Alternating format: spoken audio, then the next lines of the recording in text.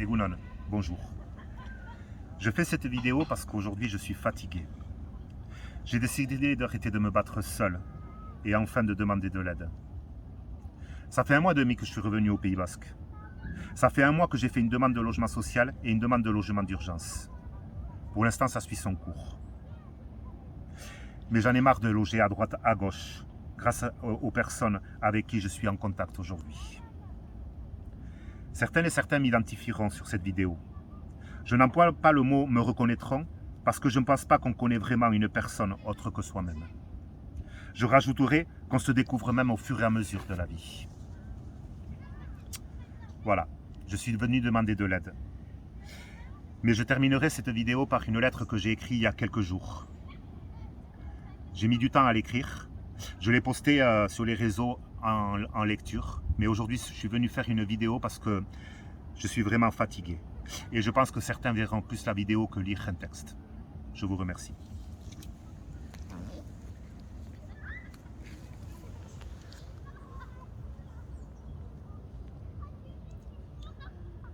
Bosch Tourté, 5 ans. Il m'aura fallu 5 ans pour retrouver une certaine santé, mais surtout pour fuir une prison dans laquelle la vie m'avait enfermé. 5 ans, seul avec moi-même, dans le silence, délaissant un confort matérialiste que j'avais accumulé par le passé, s'exilant pendant 2 longues années de mes terres d'origine pour reconstruire une vie, encore parfois amochée. 5 longues années pour digérer 18 années de médication, pour accepter l'erreur médicale que j'ai subie, pour essayer de comprendre qui je suis. 5 ans à réfléchir, à écrire, à agir, pour enfin libérer ma parole aujourd'hui. Bonjour à vous. J'espère que vous êtes en santé. Je m'appelle Mickaël. Je suis un homme de 48 ans qui fait encore son petit quintal. J'en faisais 150 kilos il y a 5 ans. J'étais vraiment en obésité morbide. J'étais obèse. Aujourd'hui, j'ai appris que je vivais en fait de mon corps dissocié, un corps que j'avais délaissé pour des raisons que je travaille encore et que je suis loin d'avoir réglé. Je viens du Pays Basque, du côté nord de la chaîne des Pyrénées.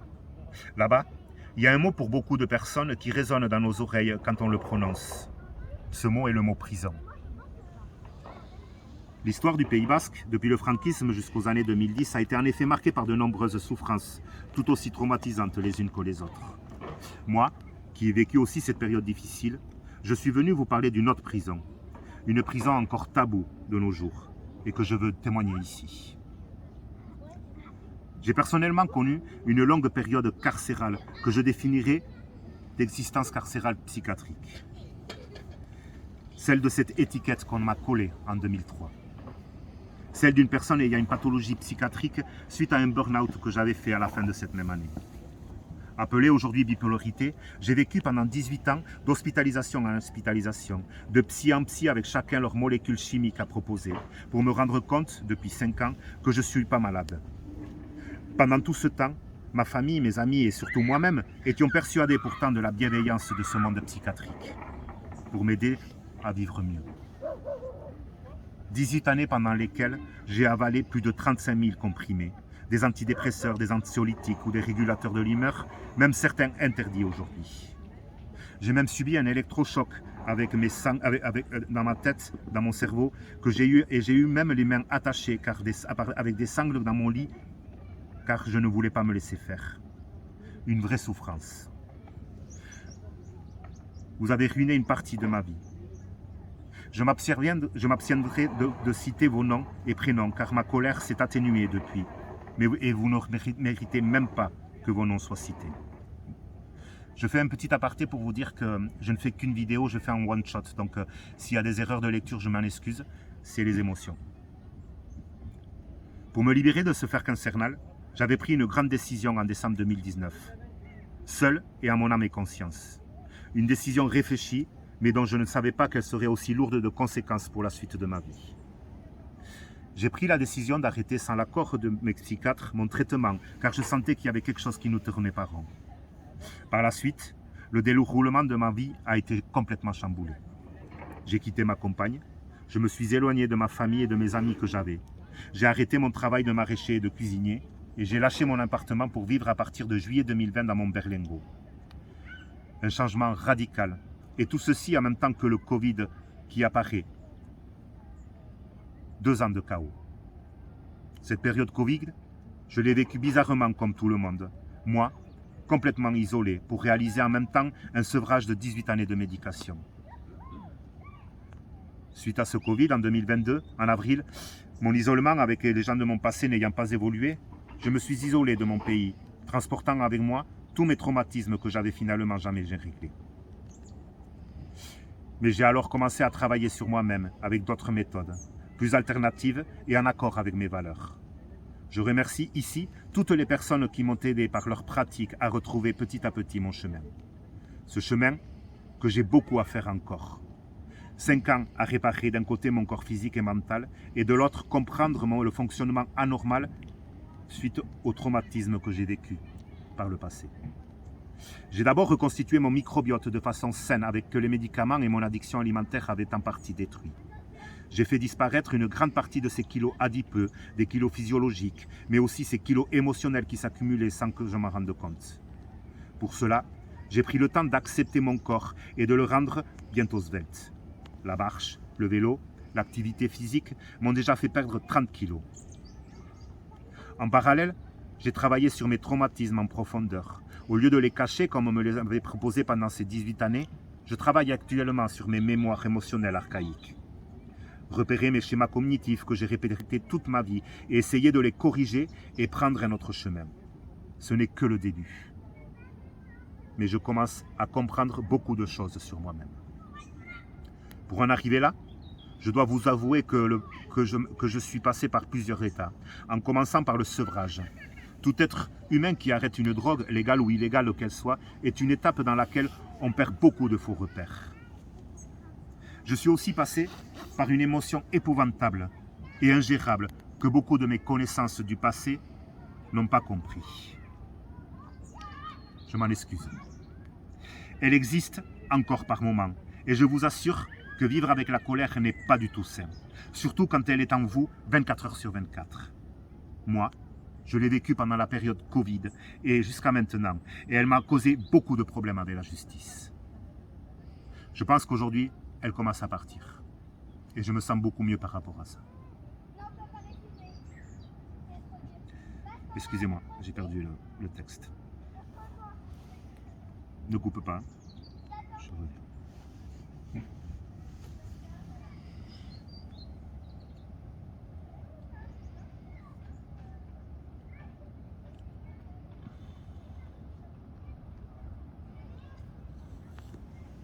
En même temps que cette reconstruction, j'ai tenté de dénoncer l'injustice que j'ai subie.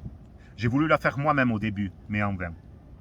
Depuis, tous les 15 octobre, depuis 2021, je fais parvenir à toutes et tous un courrier en main propre ou par la poste pour leur rappeler leur erreur. Je n'ai à ce jour aucune réponse de tous ces psychiatres. 19 médecins. Silence total. Honte à vous, une deuxième fois pour votre déni. Mais c'est pas grave. Je me bats seul depuis 5 ans pour le moment et je continuerai jusqu'à avoir une reconnaissance. Car j'ai appris que je n'étais pas seul. Au fur et à mesure de mes rencontres, je me suis rendu compte que mon histoire n'était pas isolée. Et c'est en partie pour cela que je viens aussi témoigner ici. Il en existe des centaines comme la mienne. J'ai essayé de communiquer avec certains médias basques et français ces dernières années, mais dénoncer ce type de médecine et son business pharmaceutique est vraiment une lourde responsabilité. Je m'en rends compte aujourd'hui. Je veux aussi souligner que je ne retraite pas du tout cette médecine conventionnelle. J'en ai fait moi-même l'usage il n'y a pas longtemps et cela m'a sauvé dans un certain sens. Avec le temps, je me suis beaucoup éloigné du mode de vie que j'avais avant. Cette société de consommation capitaliste actuelle ne me correspond vraiment plus. Je n'ai toujours pas de logement. C'est pour ça que je viens en aide à vous. Je ne suis aujourd'hui dans une situation très précaire. J'en suis conscient et j'ai aujourd'hui compris qu'il me fallait un toit absolument. Je n'ai pas de voiture personnelle. Mon berlingot m'avait lâché à un moment donné et alors j'ai appris à vivre différemment sans voiture. Je me suis rendu compte tout de même que cela réduisait les déplacements et me rendait aussi dépendant des mobilités mises en place aujourd'hui. Je me déplace surtout à pied et en vélo la plupart du temps et cela m'a aidé à me récupérer ma santé physique, mais je sais qu'une voiture me sera indispensable bientôt. Je n'ai pas de contrat de travail depuis 2020. Je préfère pour l'instant me concentrer sur ma santé. Et je sais qu'un jour, il faudra que je retravaille avec un contrat. J'ai cette vie-là pour le moment. Les conséquences de cette prise de conscience que je vivais dissociée de mon corps m'y ont acheminé. Je crois que c'est très compliqué de vivre dans cette précarité et la marginalité au quotidien. Mais cela m'a permis de me libérer de certaines chaînes et j'assume pour le moment cette situation. Se détacher complètement de notre société à notre époque n'est vraiment pas évident. Je vis au plus proche de la nature, enfin je vivais jusqu'à présent. Plus simplement, loin du stress, sans trop me faire manger par la collectivité et les relations sociales. Les gens comme moi ont besoin de beaucoup de moments seuls car on se fait facilement envahir émotionnellement. Ces dernières années, je me suis occupé de 2 potagers dans les Landes que je cultivais en agriculture naturelle et agroforestière. Je cuisinais ainsi presque tous mes repas à partir d'aliments locaux et de saison. J'ai une alimentation locavore maintenant et 80% des produits que je mange sont des fruits, des légumes et des légumineuses. Mais je reste aussi avant tout omnivore, mais différemment. Mon corps me remercie encore une fois pour tous ces efforts que j'ai entrepris. Pour réparer mes traumatismes et mes blessures du passé, je pratique depuis 3 ans des thérapies alternatives, le shiatsu, l'ostéopathie par les ventouses et les aiguilles, le TRE, le MDR, le yoga, l'acupuncture, la respiration cohérente et les bains quotidiens, le matin, à la mer. Ce sont aujourd'hui toutes les pratiques que j'utilise dorénavant de façon curative et surtout de façon préventive. En fin de compte, je suis allé là chercher les causes profondes de mes traumatismes, alors que pendant tout ce temps, je me cachais derrière une maladie psychiatrique qu'on m'avait donnée. Je commence enfin à retrouver une paix intérieure. Ce n'est pas facile, mais je le fais de façon saine et sans médicaments. Aujourd'hui, j'ai appris que mon cerveau était différent. Je sais maintenant que je ne suis pas bipolaire. Et j'apprends tous les jours à vivre avec mon authenticité, qui fait que je suis moi. Hypersensible, hyperesthésique, multipotentiel, zèbre, neuroatypique, émotif talentueux, peu importe les termes qu'on me le donne aujourd'hui pour me définir. Je ne suis pas que cela et j'essaie de vivre quand même avec. J'ai surtout appris que certaines et certains d'entre nous sont comme moi. D'entre vous, pardon. Sont comme moi et je dois avouer que ça fait du bien de ne plus se sentir seul comme un extraterrestre dans ce monde. J'ai appris à digérer mes émotions plus vite aujourd'hui, pour ne pas les accumuler comme par le passé. J'ai 2 méthodes. Elles sont en rapport avec le mouvement. Elles m'aident énormément. Ce sont l'écriture et le sport créatif. J'écris des contes, des slams et je fais du cirque et de la danse. Là, pour l'instant, je ne fais plus rien de tout ça, mais ça va revenir. Ils sont thérapeutiques pour moi et ça me libère beaucoup de cette colère encore existante parfois. Voilà. Je crois que je vais arrêter mon témoignage ici. Mais d'abord, j'ai 2 dernières petites choses à partager. Ceci, c'est mon histoire. Enfin, une partie de mon chemin de vie. Elle m'appartient. Toi, tu as eu la tienne. Tu as la tienne et tu auras la tienne. Elle t'appartient. Tu en fais ce que tu veux. Moi, je continue mon chemin de vie comme je peux maintenant. De m'exprimer par cette vidéo, j'en avais besoin. Pour moi et pour partager ce témoignage qui servira peut-être. La deuxième petite chose est ce dernier petit écrit que je te laisse en conclusion, de façon bienveillante. Un peu poétique, je dirais. Je suis allé confronter mes traumatismes les plus noirs et les plus enfuis, et j'ai encore à faire. Je continue à éteindre mes colères les plus violentes par le mouvement physique et l'écriture poétique, et j'ai encore à défaire. J'ai pleuré toutes les larmes de mes tristesses les plus sombres, et je n'ai plus honte de pleurer en tant qu'homme. Les pleurs pour moi sont devenus source de nettoyage et de libération, et souvent cela m'est nécessaire. Tout cela, je l'ai fait à partir du moment où j'ai décidé seul, commencer seul ce nouveau chemin aveugle. À partir de ce moment-là, et après 5 ans d'acharnement, ça commence à payer. J'entrevois un arc-en-ciel sur mon chemin de vie. Je comprends aujourd'hui qu'il m'aura fallu de la pluie et du soleil pour en arriver là. Je pense que les 2 sont nécessaires et indispensables pour vivre une vie résiliente et fructifère. Si toi, tu es en paix avec toi-même et les autres, tant mieux pour toi. Je te souhaite une longue vie en santé et vraiment je l'espère. Si, comme moi, tu continues ton chemin pour retrouver cette paix intérieure, cette joie de vivre enfin et de rire enfin. Surtout, ne lâche pas l'affaire. J'ai du mal encore à le faire, mais accroche-toi. À chaque petit moment positif, comme avec toi, aujourd'hui, qui tient cette vidéo. Même aussi minime et imperceptible qu'elle soit dans ta vie, surtout lorsque tu veux abandonner. Cela en vaut la peine, je te jure. Et c'est sincère. C'est mon expérience qui le dit. Alors, ne lâche pas l'affaire. Merci beaucoup.